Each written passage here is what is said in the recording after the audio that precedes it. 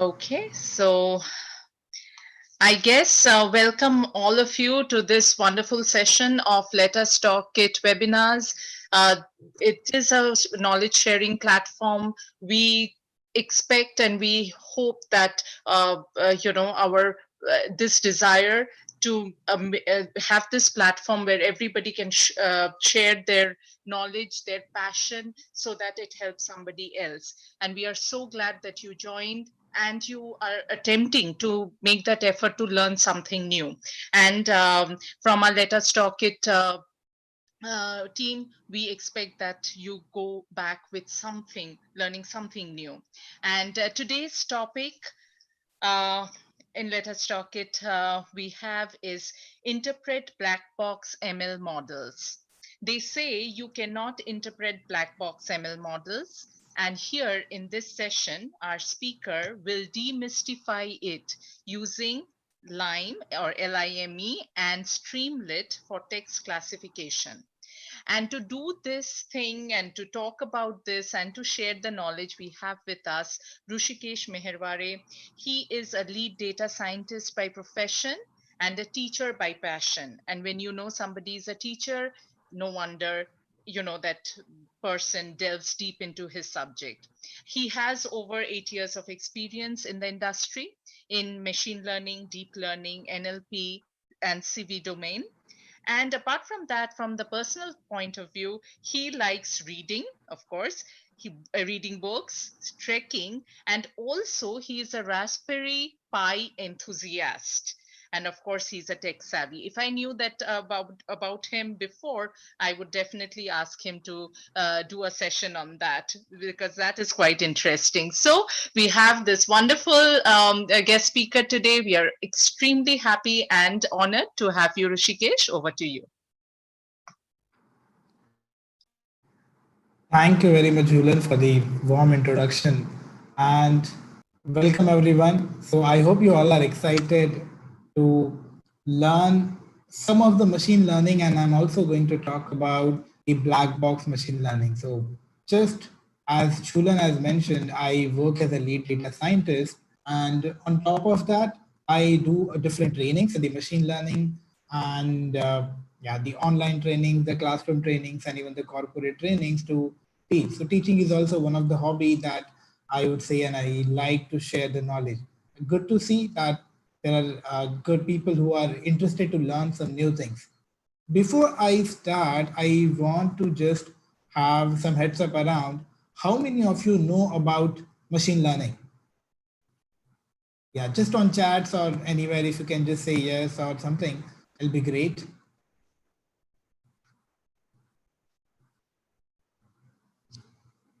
I have an idea.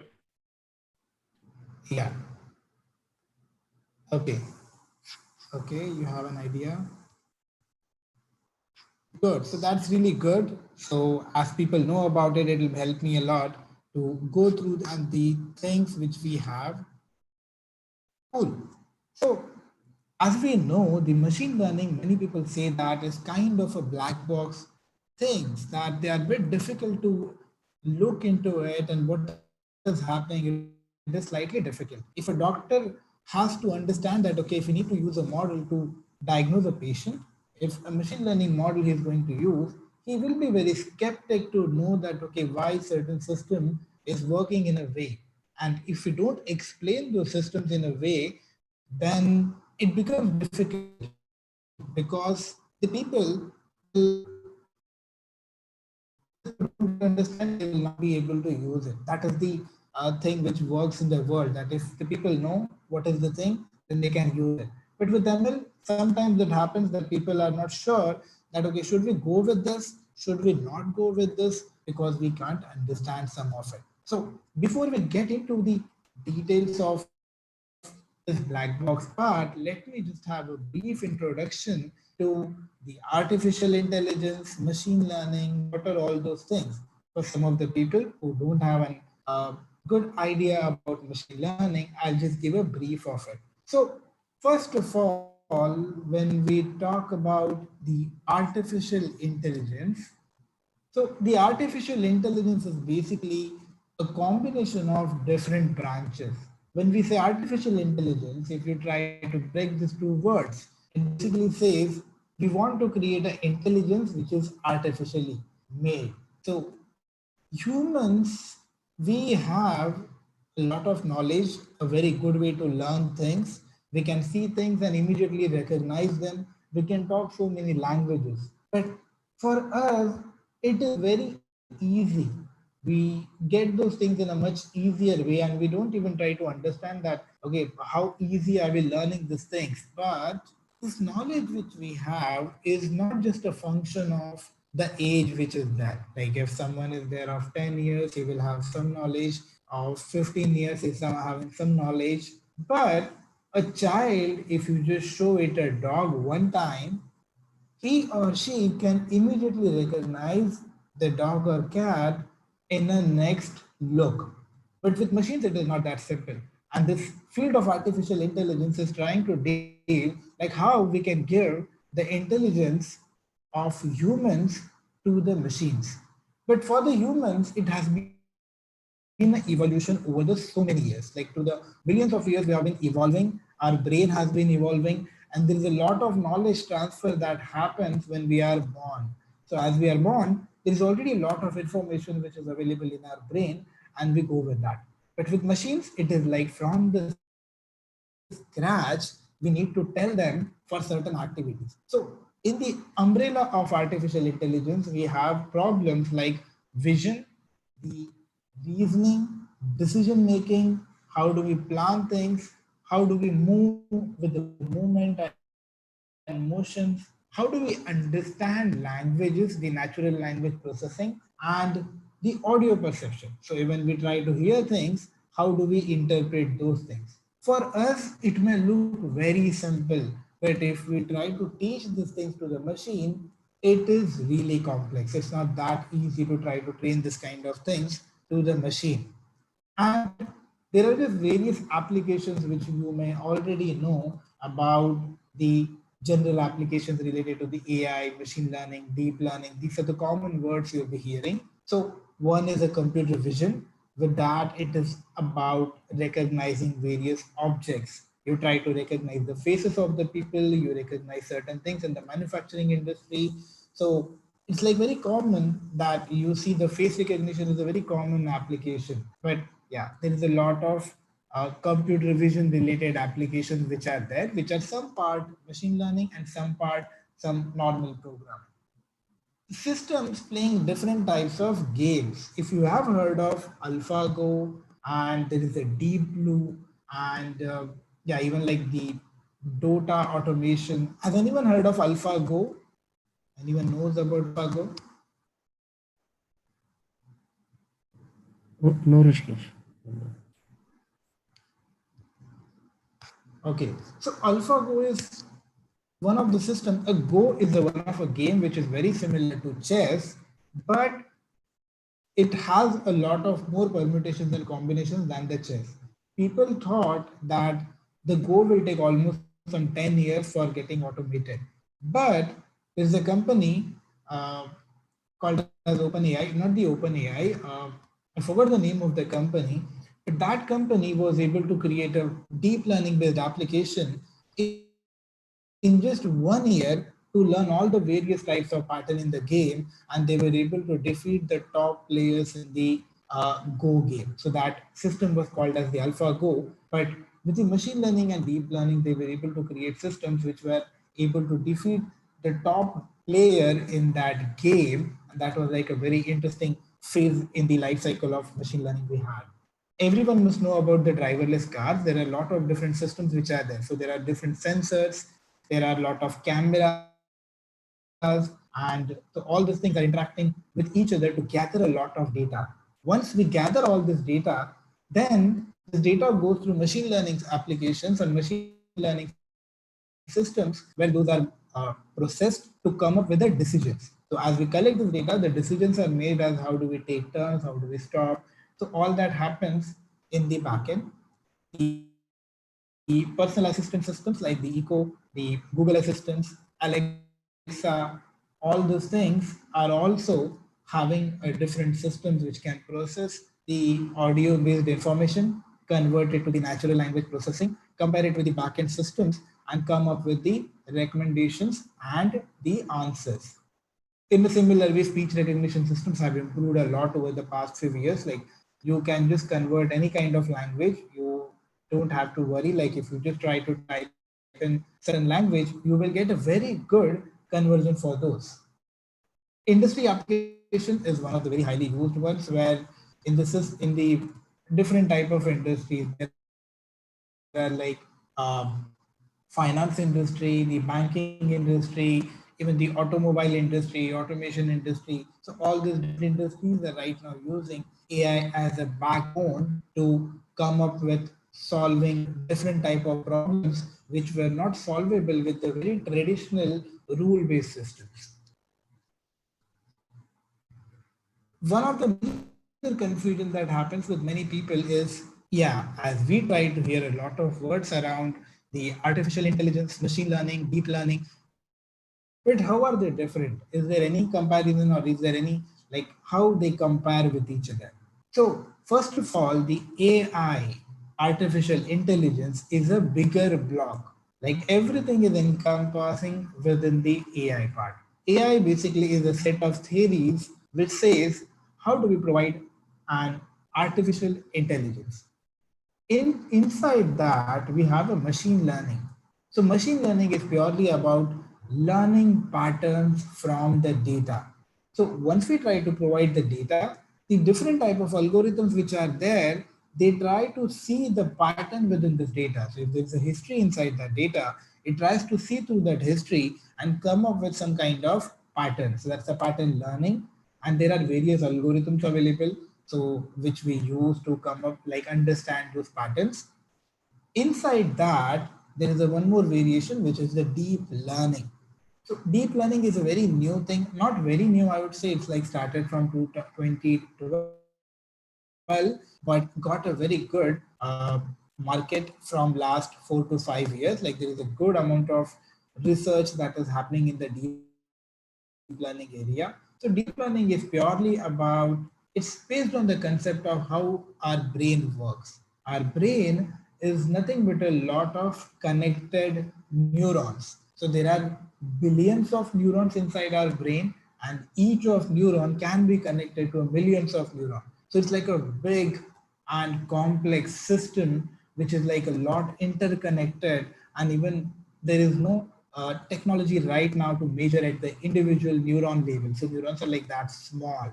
And in a similar way, some scientists in past found a way by which how can we try to mimic it, so that the neurons are communicating with each other, passing on different type of information, learning some patterns internally. So as those networks are deep, we call it deep learning. But yeah, after some time, it's not purely built on the way we humans, our brains are working. At some point, that connection broke out. The deep learning research started taking its own different pace than how the human brain actually works. So like right now, we don't say the way those deep learning systems are. They are very similar to the human brain, but they are very different now. So we have various types of applications in different domains. So in finance and banking, you may know that, okay, there is the fraud detection. In trading, how do we automate the trading and how do we make a better portfolio decisions? Assessing the credit qualities of different companies, that how, okay, this is a good company, this is a bad company, this is having a lot of debt, this is a very clean company. So how do we recognize those things, so that the investor can make a better decision in the investment? Healthcare is a very best right now. Like many people are trying to get into healthcare because there are many applications and there's a good amount of data available. Different hospitals have a good huge collection of data about the different patients. They can leverage that to come up with different algorithms. So analyzing x-rays, going through the CT scans, and even right now you may know that in COVID cases also, a different machine learning based solutions are being used to come up with a different combinations of possible cures. So different trials are being automated with the machine learning based solutions. So they assist the researchers to make a better decision.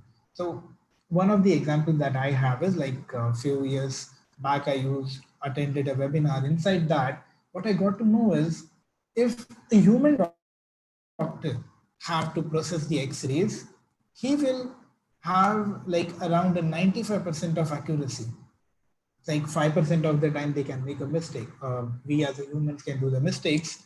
And the machine learning based solution that some company had at that time had around a 97% accuracy on that problem. So I think it was related to cancer, but it was a breakthrough that if humans have a 95%, machines were able to beat humans in some situations in the medical. And medical is like a very important part because we want to give better healthcare to the people. So it's important. And everyone nowadays carries the smart devices. So the smart health devices actually continuously captures the data, and those can be used by different healthcare companies to assess your health and come up with the better solutions for the health recommendations. Retail e-commerce, everyone knows about it, the Amazon and Alibaba. So all this are using the recommendation engine. So these are like specific type of machine learning based solutions which analyzes the history of the transactions, like how the customers are trying to buy things, which products are similar to each other. We try to gather all that data and come up with this recommendation engines. So conversion leads, like how do we try to gather more customers? So how can we convert those customers in a faster way? Geo-targeted sales, how do we like look at a different marketing campaigns that, okay, this area is a better place for doing the marketing. So like those. Price optimization.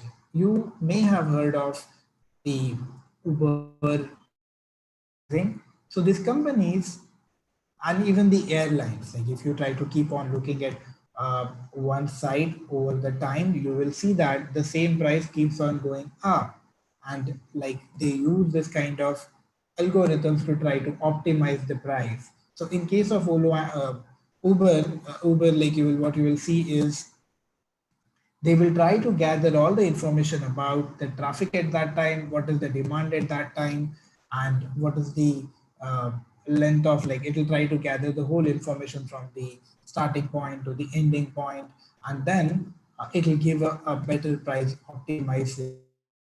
It's not like a hard-coded solution in the backend. It's a dynamic price that happens based on all these parameters. And machine learns, how do we come up with this equation?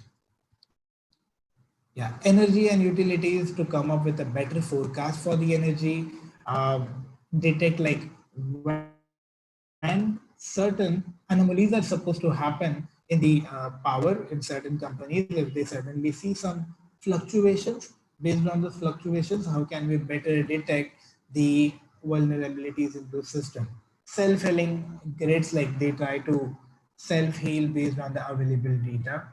Agriculture, in this, people try to gather all the information, like what is the temperature, what is the humidity, what is the pressure of the air and water humidity, like everything they try to gather to make a better solution around the how to water it, how much like to air pass the air. So all those things are decided based on the geonodes. So that's also interesting part.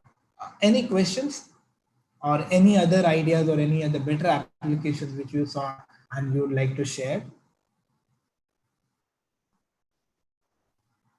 So Yeah, I any do have a recent question. applications? Yeah, the question Yeah. I have is, of course, machine learning is not 100% correct. At which point do you decide that you guys need to update the, the algorithm and like, because I mean, they have to keep on learning, right? Absolutely. Right. So just give me some time. I'm just going to come to a life cycle part of it. And in the life cycle part, we will understand how those things are connected and when do we make a decision as how do we upgrade them again. So is that Okay. fine?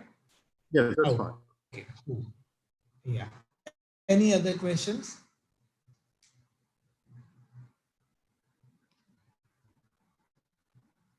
Okay, so if no, I'll move on. So just again, a lot of use cases. Just if you see drivers are being analyzed to see, okay, how much aware they are they sleepy, are they awake, so how are they doing? Automated car insurances, you can take a pictures of your dents and the damages, and some automated solutions will happen in the end to decide how much of the reimbursement you are going to get. The image generation. Recently, you may have heard of a lot of fake faces generation, fake article generation. So those things are again like part of some types of algorithms which learns the way how the faces are constructed, how the text is constructed. And if you try to give it a new thing, it will be able to generate its own text, own images. So that's like fake part where the human will not be able to distinguish whether something that is generated is real or fake. If you see certain images here, these are like automatically generated images. It doesn't have to be a real person, but it look very much real.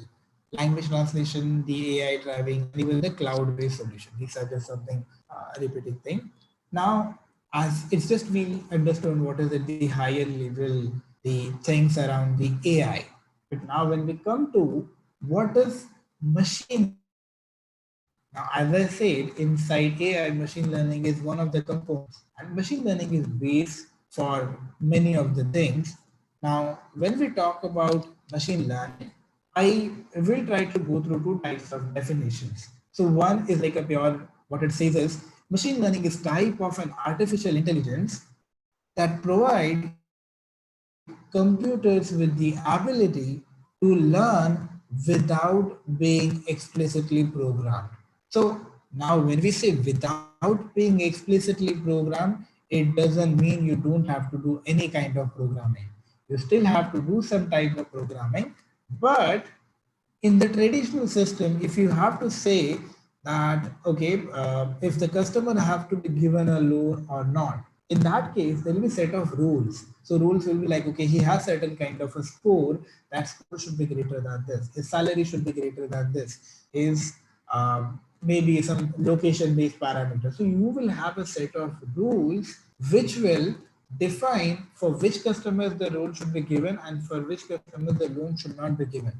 It's like a big list and you have to keep on updating those lists.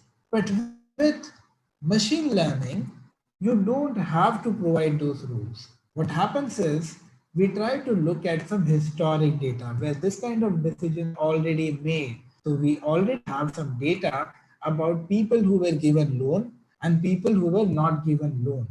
And when we feed this data to the machines, machines will try to learn from this data different patterns around, okay, for this customers, we did not provide loan. And for this kind of customers, we provided the loan. And this is where we say we don't need this explicit programming around the rules. So we will not define rules. Machine will try to learn the rules based on the data. Now, if I go to more technical definitions, machine learning is said to learn from experience with respect to some class of tasks. Let's assume our task is to identify whether to give the loan or not to give the loan.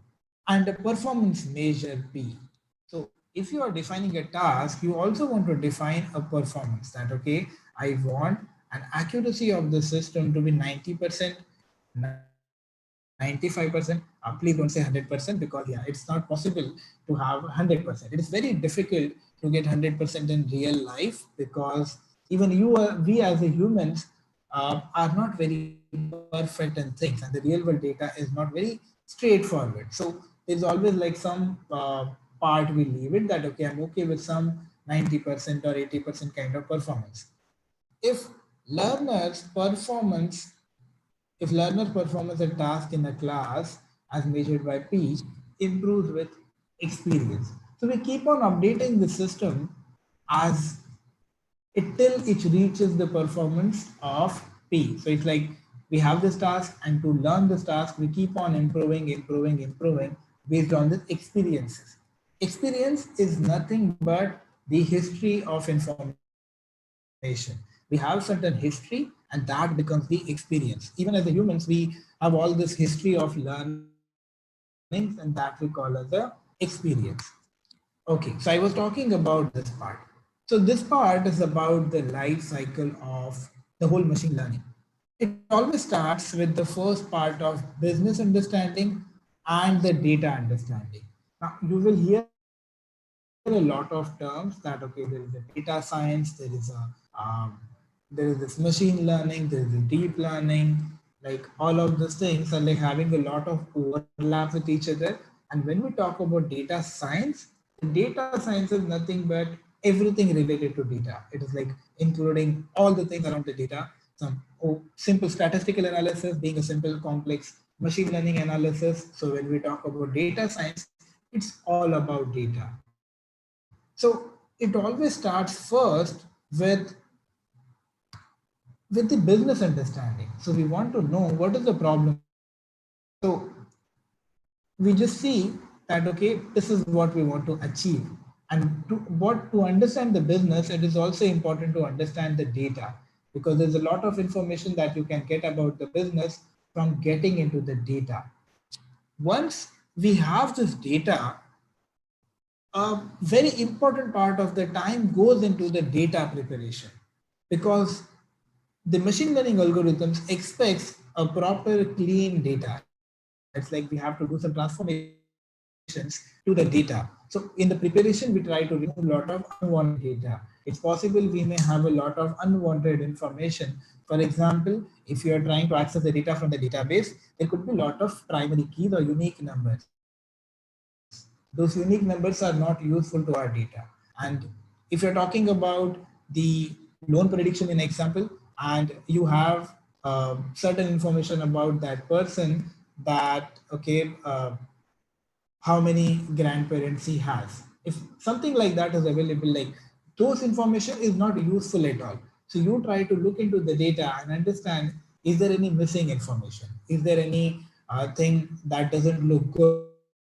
You try to analyze that data, because in real life data, there are mistakes. You try to look for those mistakes and you correct those mistakes, because if you pass in a mistaken data to the algorithm, it will learn those mistakes. So it's always better to first prepare your data so that you are not sending garbage to the model, because if inside goes garbage, the output will also be in the form of garbage model.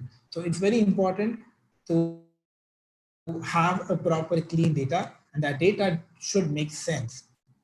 So in like the overall life cycle, what we say is like 50 to 70% of the time goes into cleaning and acquiring this data. Why acquiring? Because this data can be in a various forms. Nowadays, the data can be in a lot of different formats. It could be the database, it could be images, the text, blogs, NoSQL databases.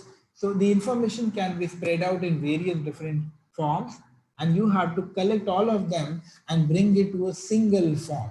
Majorly, we try to bring it to a single table form, because most of the algorithms works with the tabular format. So we try to gather that data in a tabular format. So that is the major part, like say 50 to 70% of the time, it goes into this data creation part.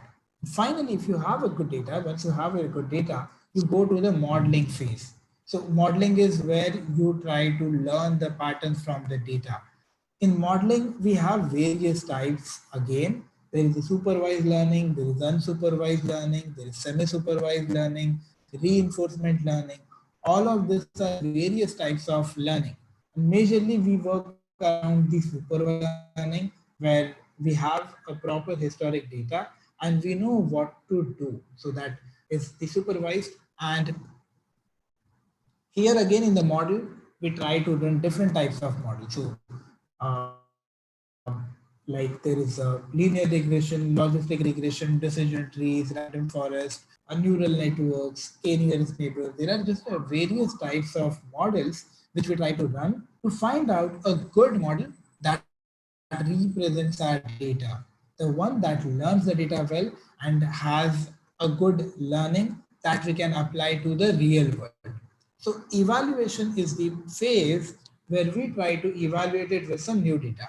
So we try to send a new type of data to this model and check how good it is performing.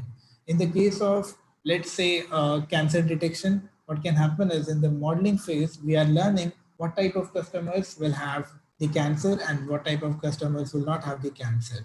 But you still need to validate it with some real data. In the evaluation, we gather some new patients. It's like doing the trials and you check, okay, for those customers or the patients, how good the model is working. Then only you will get a sign off. If it's not working for those new patients, you may not get the sign off. Then once you are finalized with your model, then you go to the deployment phase. Now deployment can happen in a various forms. Like there is live deployment where for every single request you make a prediction. There's a batch deployment that it can happen for a day or at the end of the day for all the requests we try to make a prediction.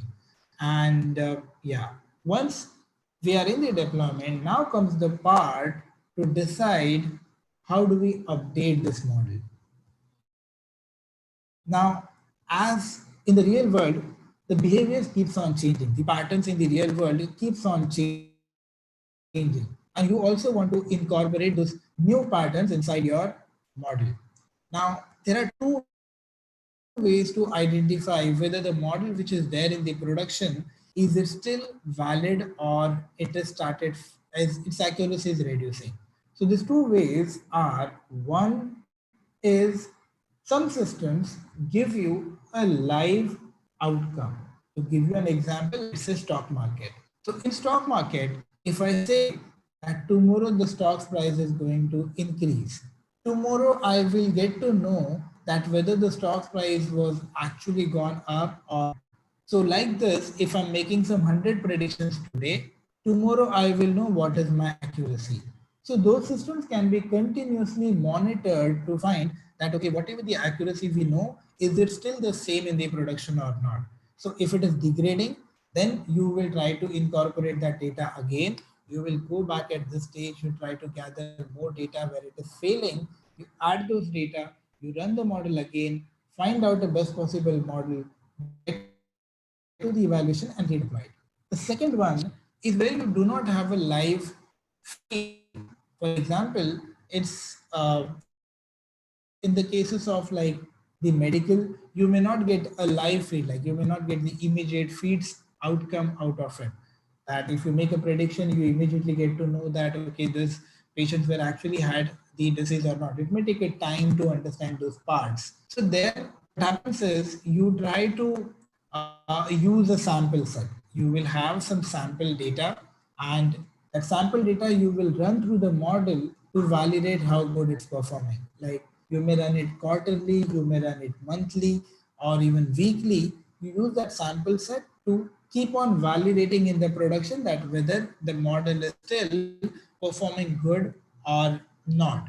If it is not, then you will try to come back again and see where it is failing and use those learnings to upgrade your model.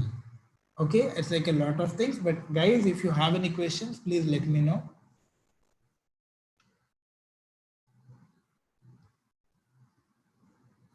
Yeah, any questions?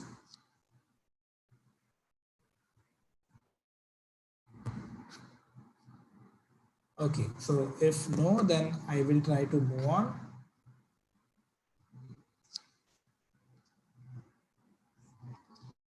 Okay, so now comes the part of dealing with various types of models. So for today's topic, what we are saying is there are models which are white box in nature. There are models which are black box in nature. There are some types of model. If we want to make a prediction here, let's say we want to identify the image of a cat, and our model is supposed to be identifying whether it's a cat or a person. So in the case of white box models, you know what it has learned. You will see what type of pattern the model has already learned to make the distinction between the human and the cat. It could be simple type of rule like, okay, whether there are first, if yes, then it's a cat, or no, then it's a human. So in white box models, you get to know the like why certain model is behaving in a way. So in this example, it could be like a linear regression, logistic regression, the decision tree based algorithms which tries to represent all set of rules in the data. K nearest neighbors works based on the neighboring nodes information and tries to gather, okay, how certain element can be predicted based on its neighbors. A naive Bayes is basically one of the Bayesian algorithm which has like a probabilistic approach that it tries to gather the probabilities around the data, and it uses that probabilistic data to make a further predictions. So white box models are good, but they are very simple in nature. You cannot try to create a complex model out of it. So all of them behaves in a very simple way, but they are interpretable. But if you want to learn something more complex, then you have to go for that trade-off. The trade-off is if you go towards certain type of model which are black box in nature. So when I say black box, if you pass in the input to that model, you will get an outcome, but how it is making that prediction becomes slightly difficult to understand. So there are models like the random forest, XGBoost, neural networks, SVMs. So these models, right, they are slightly complex in nature. Like you will not be able to understand what is happening inside it. You will get an outcome, you will get a good outcome also. But if you want to know why it is performing like this, then that is slightly difficult. So this kind of model were there where it was slightly difficult and people used to fear this model. Like even if it gave a good accuracy, there were some systems or some applications where there were regulations and different things where people were not supposed to use the black box model, because if you cannot justify to the customer like why you are making certain decision, then it is a challenging thing. Because if certain day a customer comes and says that okay, you gave me this kind of prediction and it had an impact on me, like specifically in the medical industry, then you will not be able to talk like okay, why certain kind of prediction you gave. So that is where these black box models are like slightly problematic. So people were very skeptic around it. Even nowadays, still people are very skeptic around certain applications where people cannot use the neural networks, random forest with applications, because you cannot understand what is happening. Random forest and XGBoost are basically an ensemble based models, where in ensemble you try to combine a set of models. Like every different model is trying to learn various patterns. You try to use all of those, combine it into one single model, and that model is now trying to represent multiple models. You try to take an average of the different responses and come up with the solutions. Even neural networks are very black box in nature, because as they have a lot of neurons interconnected with each other, it's slightly difficult to know that okay, how these neurons are trying to learn something which you will not be able to showcase to the others. So there's always this question that okay, why should I trust this models?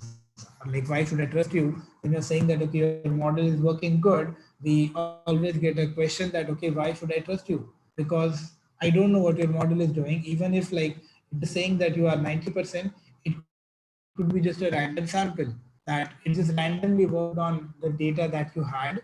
It may have given 90%, but how do you say that okay, to a new data also it is going to give a similar kind of performance? So that becomes slightly challenging part. So to deal with this, there is a research that came around like 2018. Some scientists came up with this approach about the line. So if I have to break up this line, it is basically local interpretable model agnostic explanation. So if I have to like break it down from top to bottom, the first part is to provide the explanation to the things. The model agnostic basically says you give it any type of model, it should work. So it should not be dependent on white box models or black box models or any kind of model. It should work completely like on an agnostic basis on any type of model. Then interpretable, you should be able to interpret the outcome that is coming out of it. Like you should be able to have the judgment that okay, this is this is how this model is learning. Okay, so that kind of judgment you will get out of this models. The local is a very important part for this model. So what this does is, if you have a complex set of a problem, and but for a specific customer you want to understand why model gave that kind of recommendation or gave that prediction that he has a cancer, if you want to understand that for a specific customer or a patient, it tries to look for some random sample around that patient. It tries to gather some random patients around that sample. It will try to look through all those patients and see the, and then it will come up with some rule that okay, all of this are working in this way. So what happens is, globally, if you try to look at the global model, it's slightly complex to understand the patterns because it can have some hundreds of patterns. But if you try to look at locally for a set of data, then you will be able to identify certain kind of pattern, because now the local data may represent only local set, but you will be able to represent why it is doing certain predictions for that local set. So that is why it looks at the local to make some general interpretation of the predictions. Okay, so now just to give you a gist of how this thing actually looks, I'll try to take you through a Python code to show you like how it actually works, this line for a textual data. So I will, so just give me a minute so that I can start.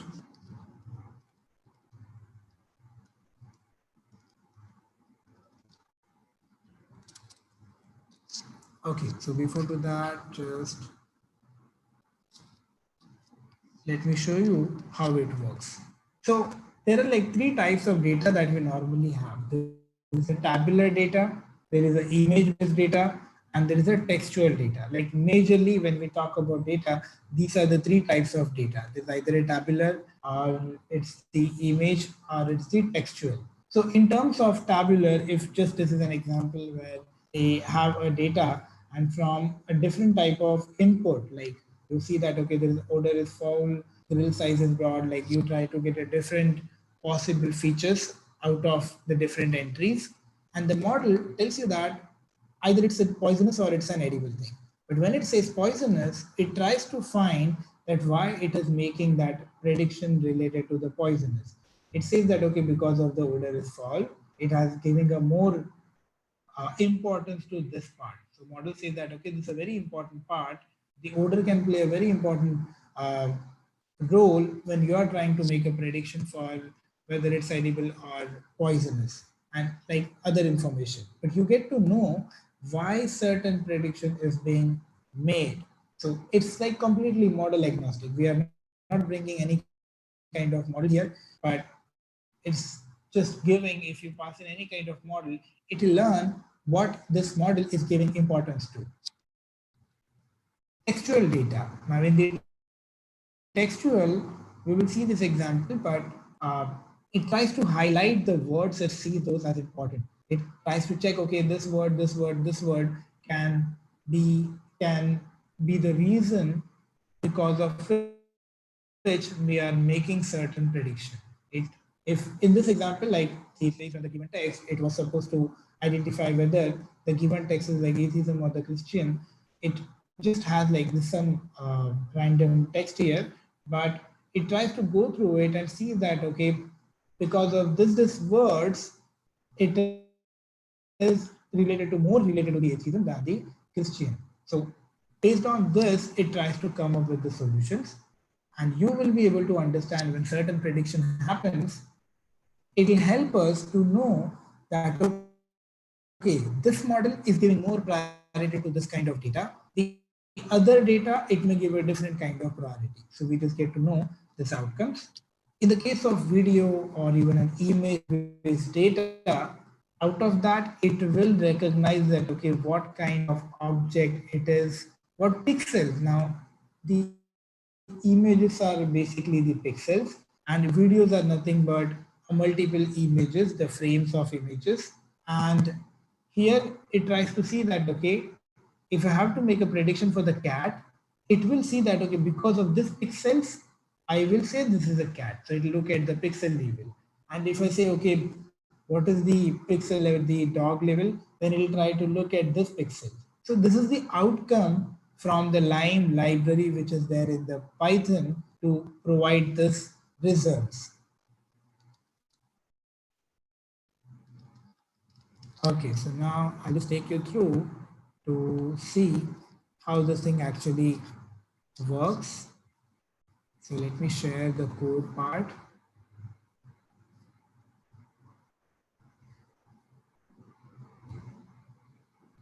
Just a second.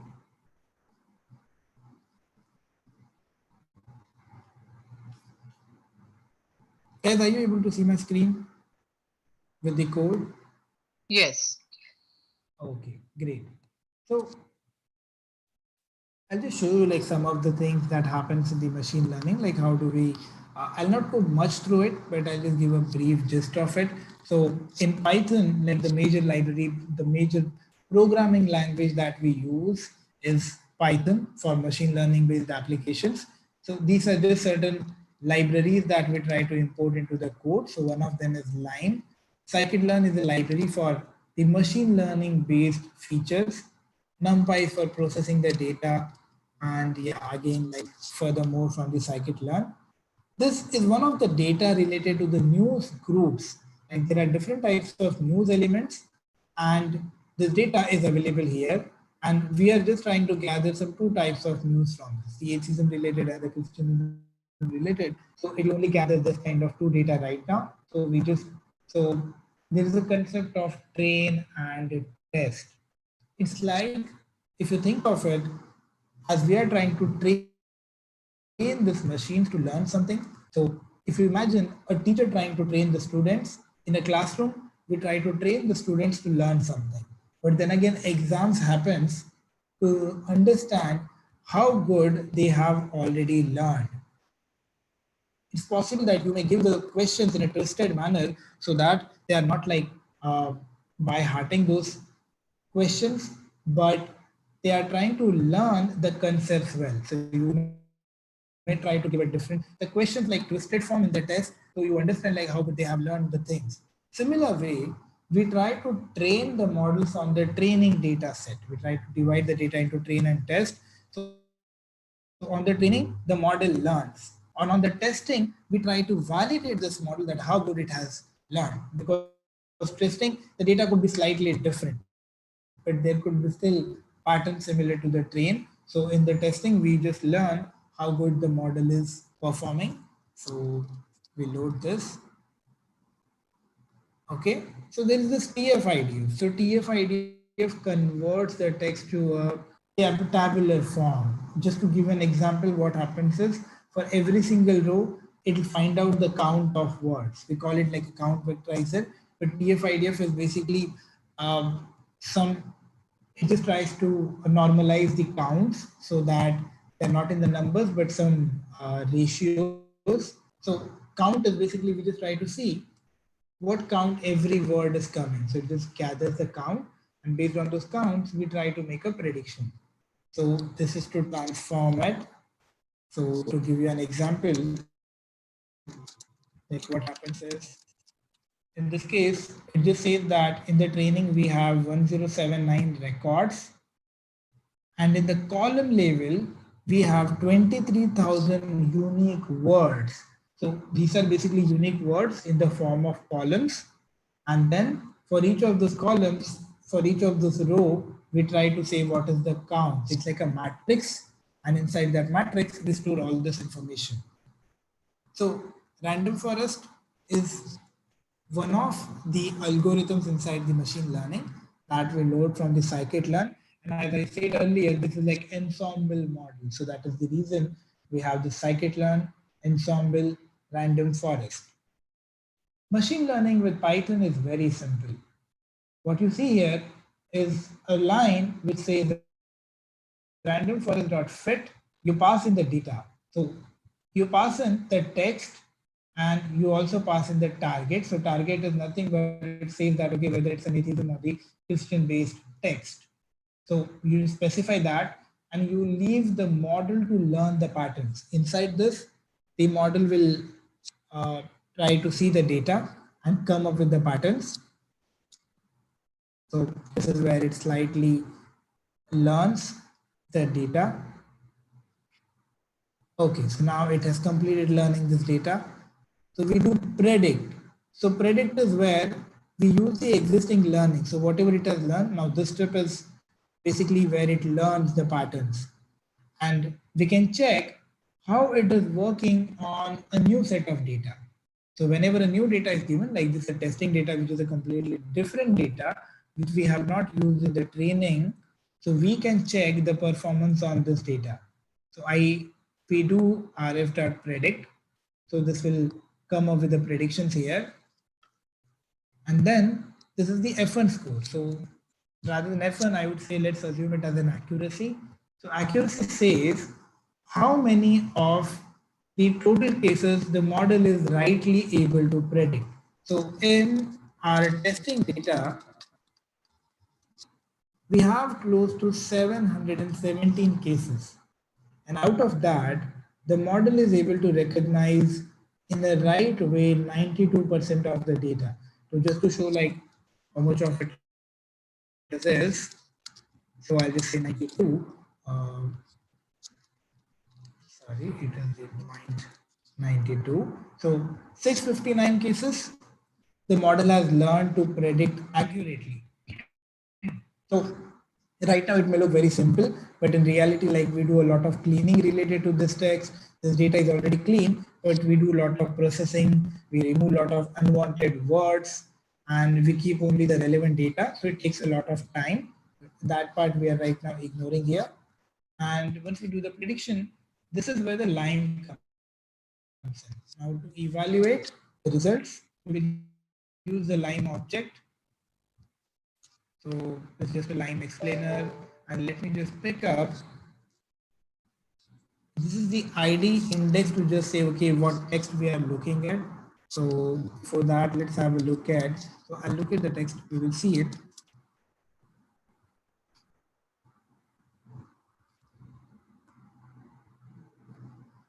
Okay, so let us just change this 83. Okay, we will stay right now.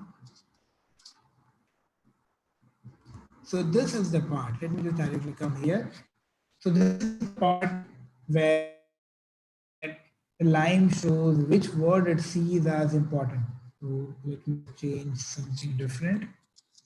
I'll change it to some different text here. So it takes slight time because it is going through all the samples and it gathers more samples and tries to also find out certain pattern for those more samples. So it requires certain time. So again, like it says atheism, but it tries to see certain words which, like based on the history, it sees that these are the words or these are the people who mostly publish things around atheism. The pattern could be this person here is someone who publishes more on the atheism, and the model has learned that whenever this person is publishing something, it is more around the atheism. So it learns in a various ways. It doesn't have to be in a way that we humans try to learn, but the system can learn in their own way. And what happens is in our office, we use the line to find that if the model is doing something wrong.